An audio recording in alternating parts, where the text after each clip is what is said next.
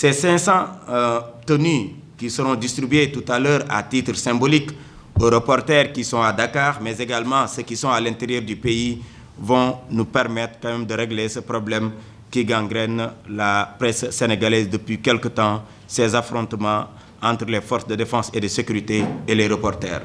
Et vu la forte demande, nous invitons nos partenaires en première ligne, le CNRA, mais également les patrons de presse, le président est là, le président Mamoudou Ibra Kane, président du CEDEPT, mais également les autres partenaires à nous appuyer pour permettre à tous les reporters du Sénégal de bénéficier de cet accessoire.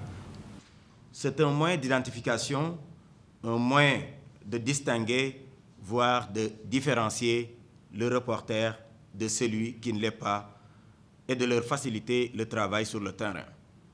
Comme vous le savez, le terrain est parfois risqué avec des camps qui s'affrontent au quotidien et dans de telles circonstances, et c'est le cas souvent lors des élections, le port de cet accessoire devient fondamental pour que le reporter ne court pas le risque d'être confondu, exprès ou par inadvertance, avec des individus au comportement non orthodoxe.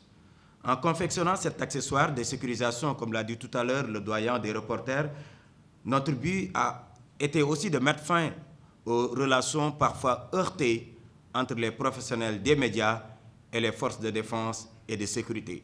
Le gilet identifie, le gilet dit qui vous êtes.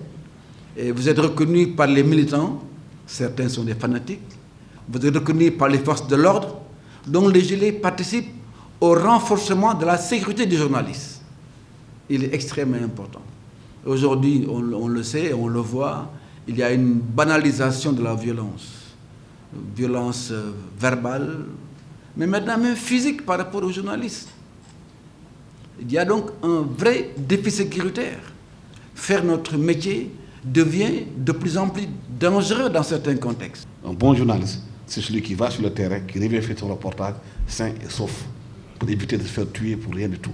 Je pense que c'est important de faire très attention quand vous êtes sur le terrain, d'avoir l'intelligence du terrain, de faire votre travail. Et le meilleur allié des journalistes sur le terrain, c'est la vérité des faits.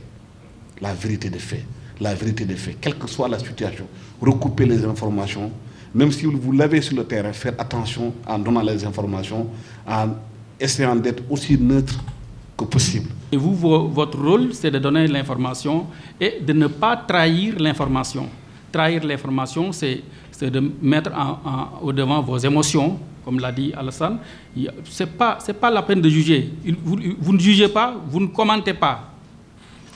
Il ne faut pas aussi éviter de se mettre en spectacle, parce que le journalisme aussi, ce n'est pas du spectacle.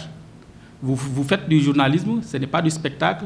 Ce n'est pas parce que les gens aimeraient que vous dites quelque chose ou bien que c'est sensationnel.